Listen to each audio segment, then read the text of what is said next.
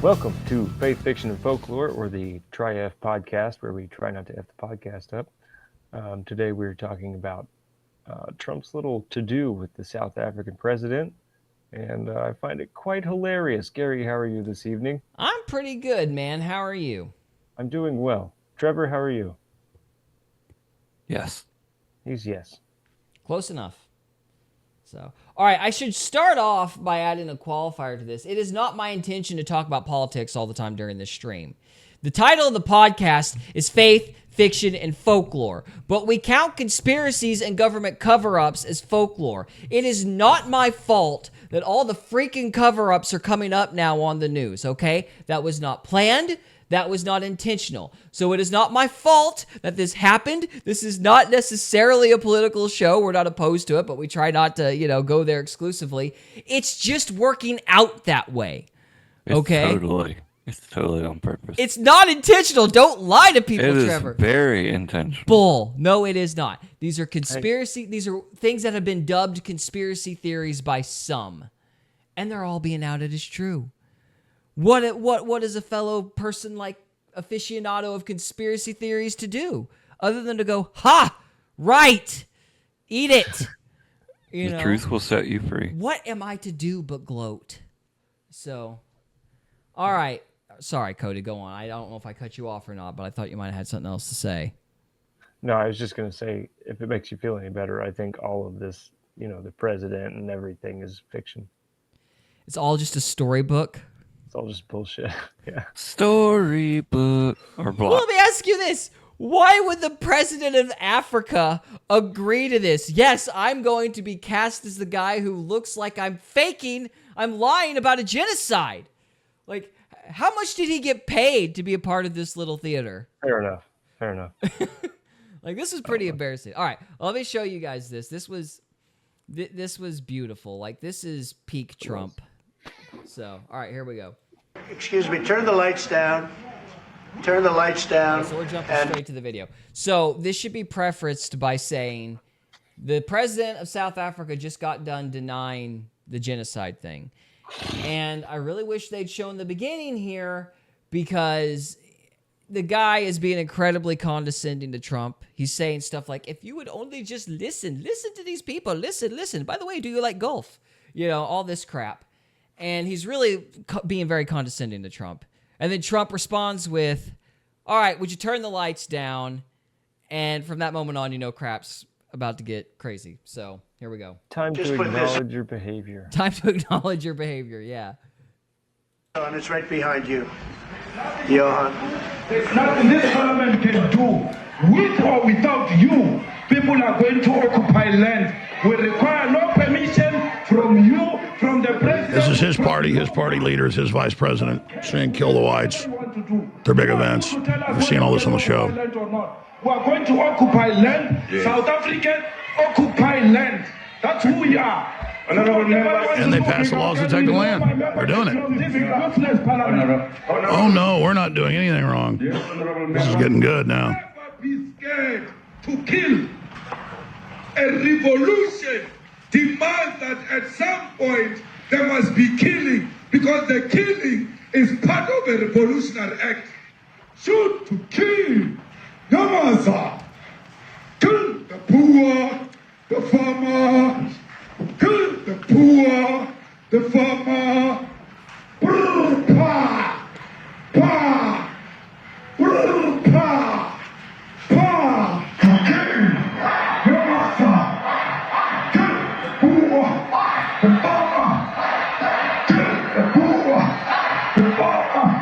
The mayor of DA in PE is a white man. So these people, when you want to hit them hard, go after a white man. They feel a terrible pain because you have touched a white man. Be terrible to the white man. Go after the white man. Be terrible to him. Kill him. There will be touched. Don't worry. But we're starting with this whiteness. That's the vice leader of the country. Like J.D. Vance. Yamaza. Kill the poor, the farmer. Kill the poor, the farmer. Pa, pa.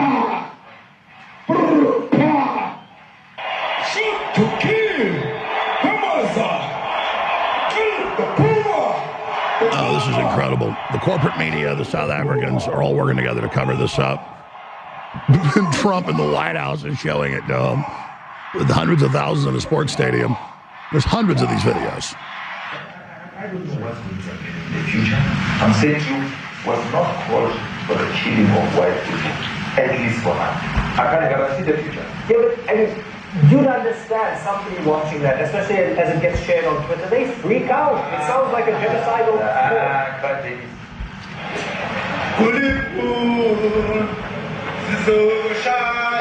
This is basically John Bound's report we aired last week. It's basically the same clips.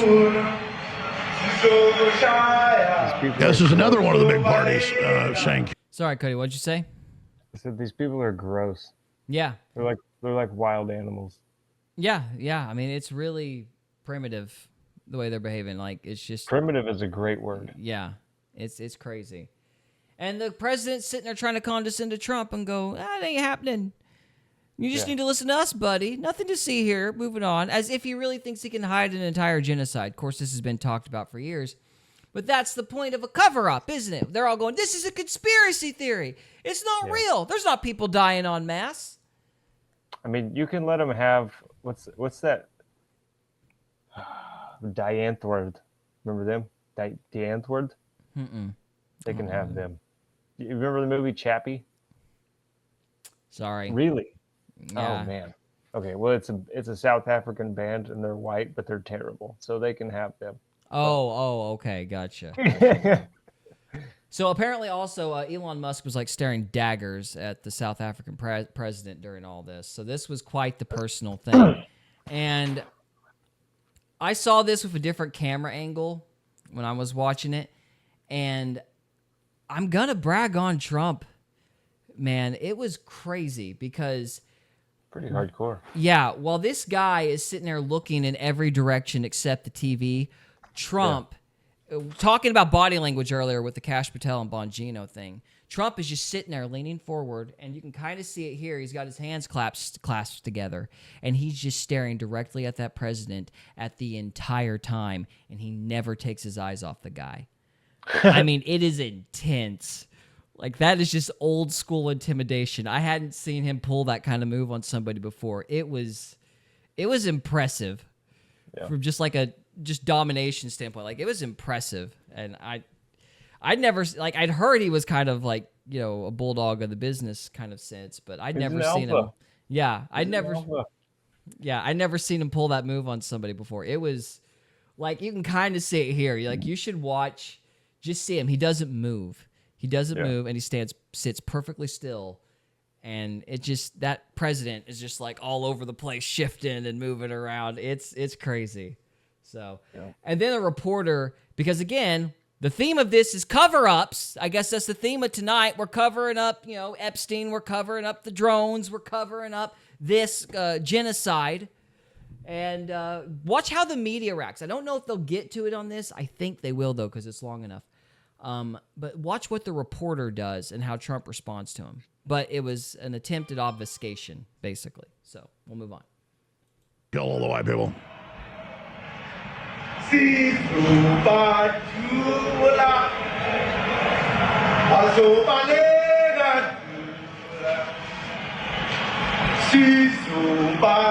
We're going to shoot them. They're going to run, and then when they run, you don't want them to leave. Who will expropriate land without compensation, whether they like it or not. If they object, they can seek refugee in America. Now this is very bad. These are burial sites right here. Burial sites. Over 1,000 of white farmers, and those cars are lined up to pay love on a Sunday morning. Each one of those white things you see is a cross. And there's approximately 1,000 of them. They're all white farmers, the family of white farmers. And those cars aren't driving, they're stopped there to pay respects to their family member who's killed. And it's a terrible sight. I've never seen anything like it. Both sides of the road, you have crosses.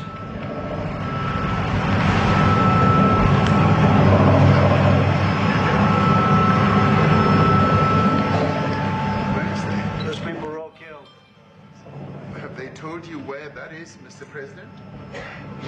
No, I'd like to know where that is, because this I've never seen.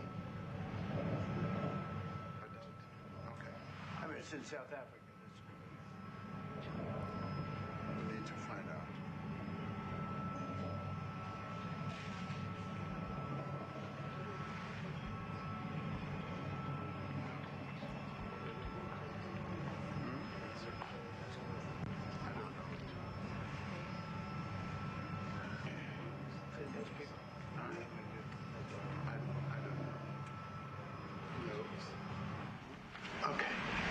Mr. President, the Pentagon announced that it would be accepting a Qatari jet to be used as Air Force One. Perhaps What are you talking about? Can we have a South Africa question? Mr. President, the Pentagon spokesperson. What does this have to do with the Qatari jet? They're giving the United States Air Force a jet, okay? And it's a great thing. We're talking about a lot of other things. It's NBC trying to get off the subject of what you just saw. You are. So did you catch that? No, the audio is that a little was- loud. Insane. Yeah. Like, what does that have to do with anything? Yeah. But why did he do it? Because Why they've did they been try to denying. derail the conversation? Yeah, exactly. Why did he try to derail it? I think the obvious. I mean, this is a rhetorical question, but go ahead and Yeah. answer it. So he's obviously trying to cover it up. It's like, oh Right. crap, we can't admit this is going on. We've been screaming this is a conspiracy theory for forever and a day. Yeah. I mean, Or just not reporting it at all. yeah, they don't. Yeah, let's just move on to the next thing quickly, so people don't land on this. I hate that people are just like ignore stuff. How do you get that Machiavellian? Like, how do you don't get know. that cold?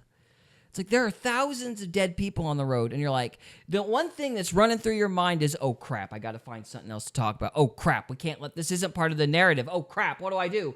Yeah. Jet in Qatar. You know, Like, how do you get there?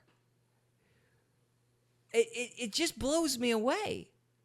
That's insane. Yeah. I'm glad he like scolded him for that. Yeah, he does. Like he doesn't let it go for the rest of this thing. He chews that guy out off and on at different points, and calls him a jerk and stuff. So I mean, and he should have. He was absolutely right to do it. Yeah. I just, and of course, we won't play it, but through the rest of the video, like you hear the reporters, all of them in the room, just screaming their heads off. Just freaking out. Yeah, freaking out because they want to change the subject. They want to just badger him and pressure him into talking about that jet in Qatar because this ain't the narrative. Yeah. And they're all in on it. I don't even know why he has any of those people in there at this point. He probably has to. Maybe, yeah. Just show how fake they are. Yeah, I mean, that is true. It does show how just like callous and fake and cold these people are. Like there really isn't another way to describe it. Like Fair it's enough, like it's really disgusting. And yeah. So let me see if I can find I'm going to try to fast forward to the end here. There's a moment where the president had brought a golfer. The president of South Africa had brought a golfer in. And the guy, okay, so let me take a step back and play this part. So, yeah, we'll do this. So, Trump actually hands him a stack of papers, and the stack of papers is articles of people who've been killed.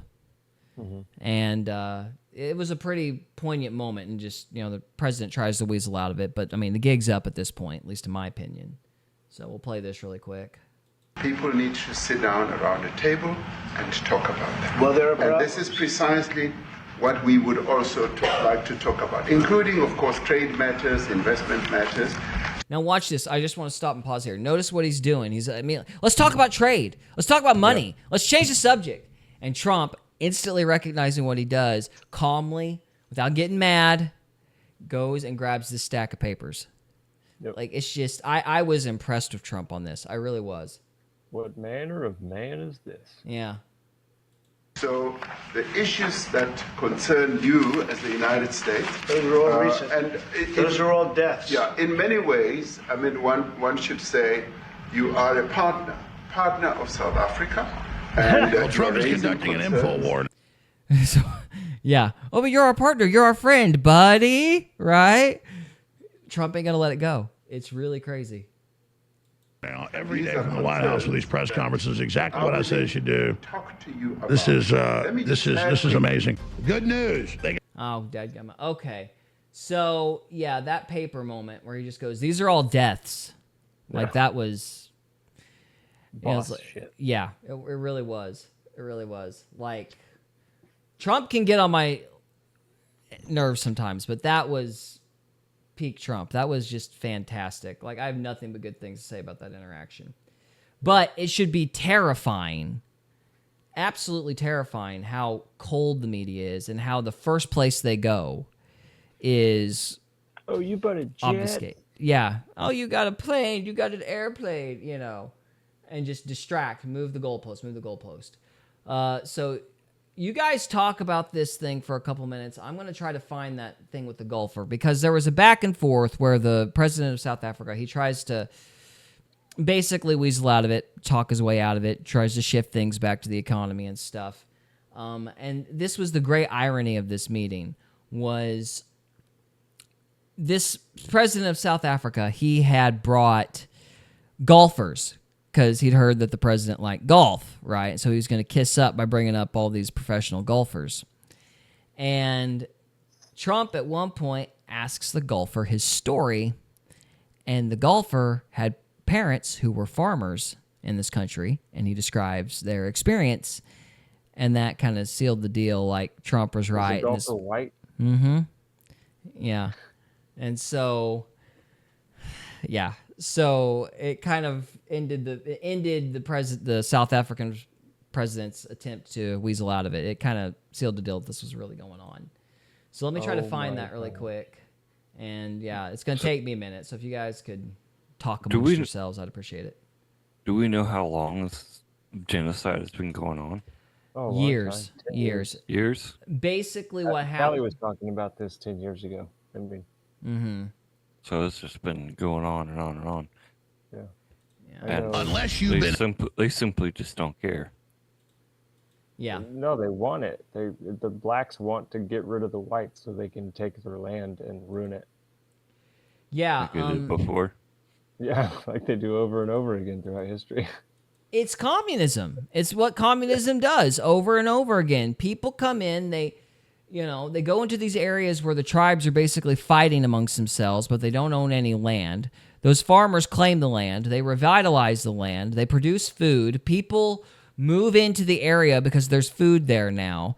And then some nitwit decides to get greedy and decides to start taking the cultivated land from the farmers. It happens over and over and over again, and then there's famine and mass starvation. It's a cycle. Yep. And it's a cycle produced by communism repeatedly. It was Ukraine and Russia during the Soviet stuff. It was the same thing happened to Chairman Mao. And even John Kerry today is like, oh, we got to get rid of the farm so people don't starve to death for global warming.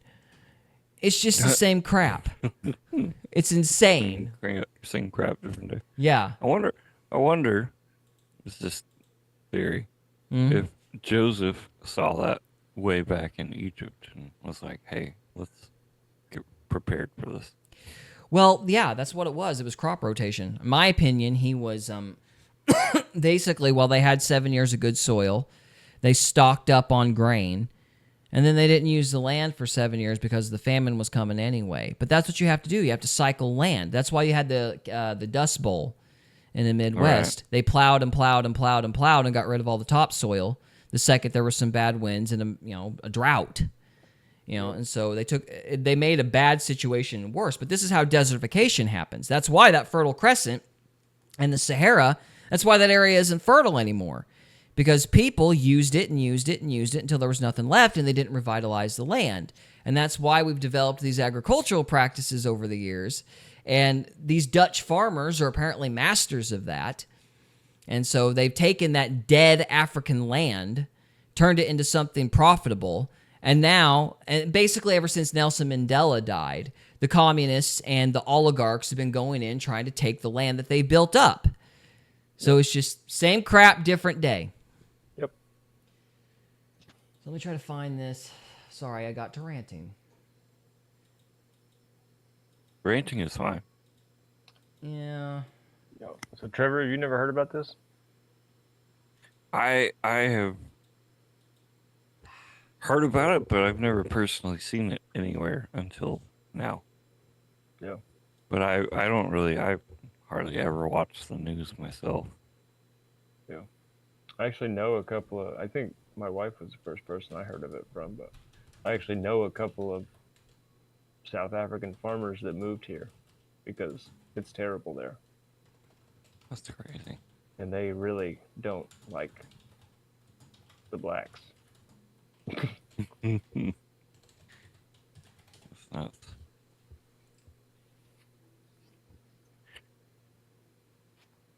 Do you want me to talk about the word of the day? Yeah, this would be a word of good the time day. to do that. I was thinking about doing a word of the day, like Well, say it then. in Let's hear between these. Okay, the word of the day is ingenue, an innocent or unsophisticated young woman, especially in a play or film. Say it one more time. Ingenue, Ingenue. Ingenue. Inween? Inween? I don't know. Ingenue. There's no way that's right. And they've sank many 3-footers. Sorry, guys. I'm still working on it. Still working on it. Yeah. But I think I about got it. I just got to confirm that this is the right spot.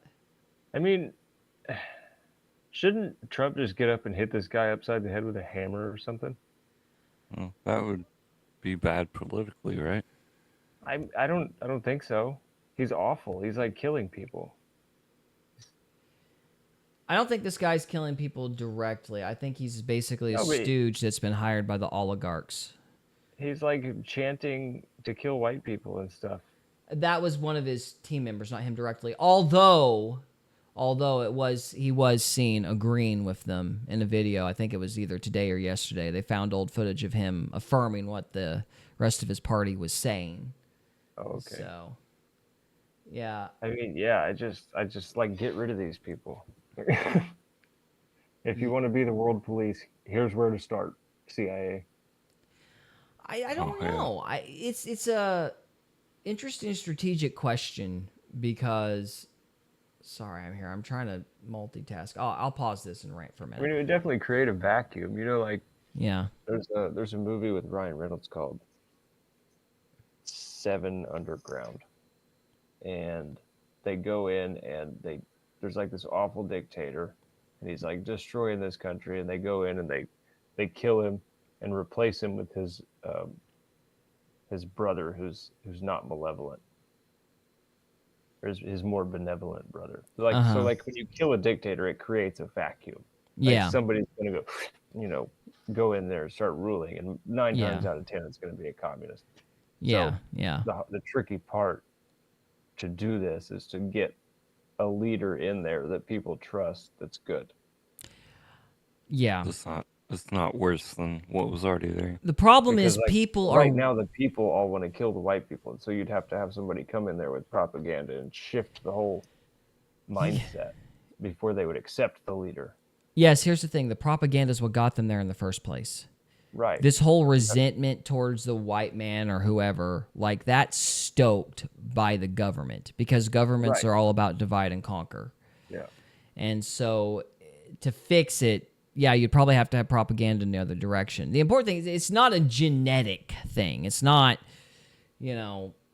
something related to their temperament. It might be culture because of the tribal background, perhaps.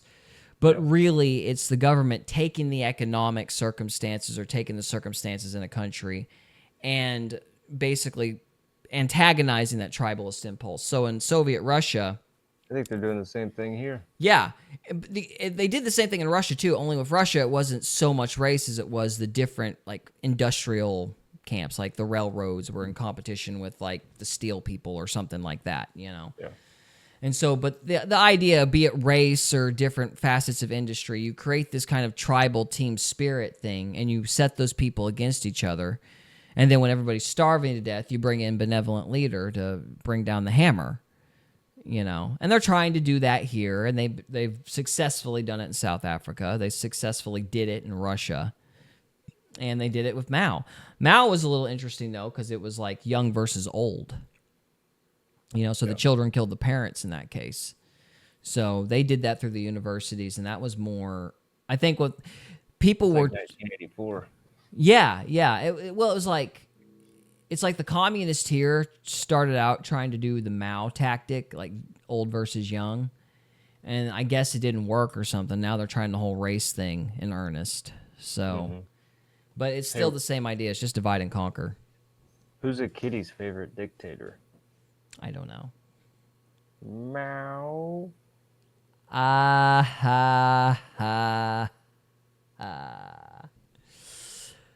All right, I'm gonna meow. give me another 2 minutes. I think I'm on the right spot, but I'm listening to the dialogue to try to find the right spot. How many meows can we get out in one stream? How many dad puns? Not as many as that Canadian movie. Okay, so this is the criminality. Canadian. The troopers. Super troopers. Super troopers. That's the... Well, I would grab my dad joke book, but I can't. I don't know where it's at. Oh no. All right, here's the spot, I believe. So let's see if we can get this. Let's see if I'm right here. But I thought this pretty well ended the meeting. Is what is really going to give us a strong capability to move forward.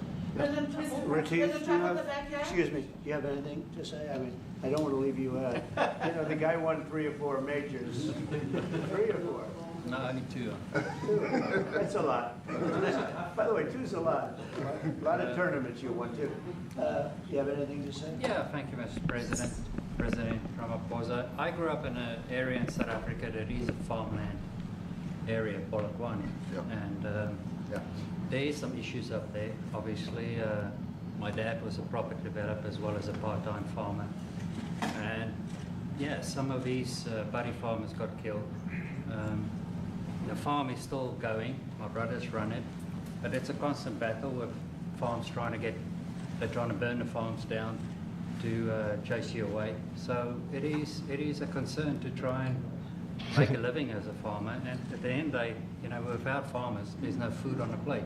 So we need the farmers to produce the food. Farming, right? He wouldn't even want to do what you're doing, right? They love farming. They don't want to leave.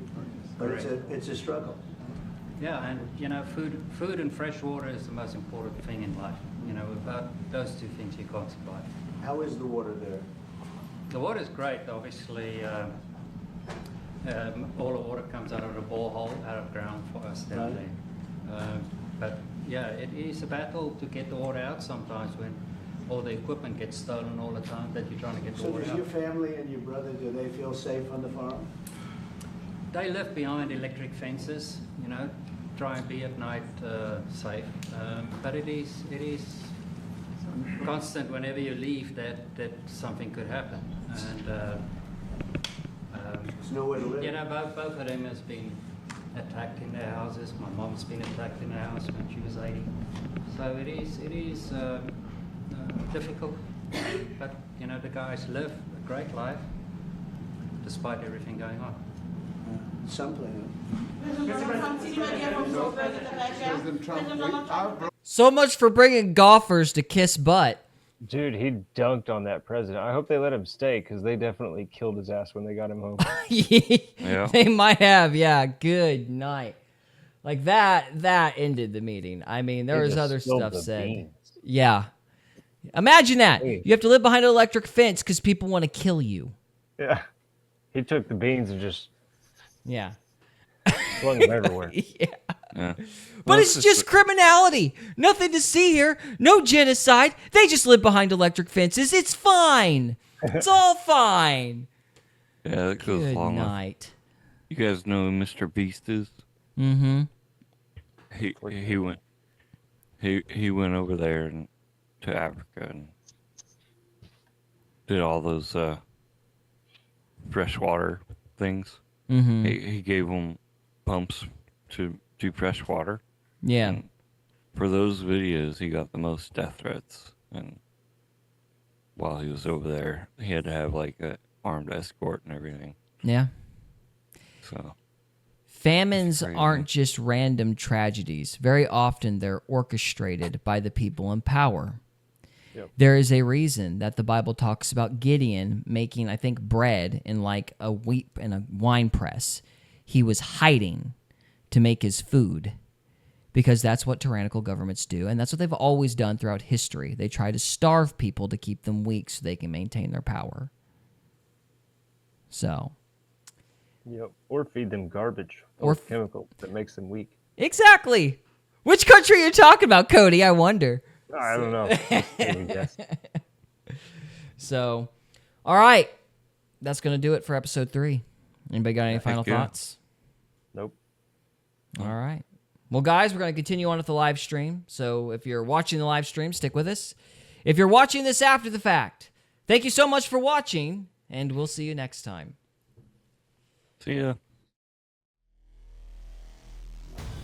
We hope you enjoyed this episode of Faith, Fiction, and Folklore. If you did, we would love it if you would subscribe to us on YouTube or follow us on Rumble. We can also be found on X, Instagram, and Facebook.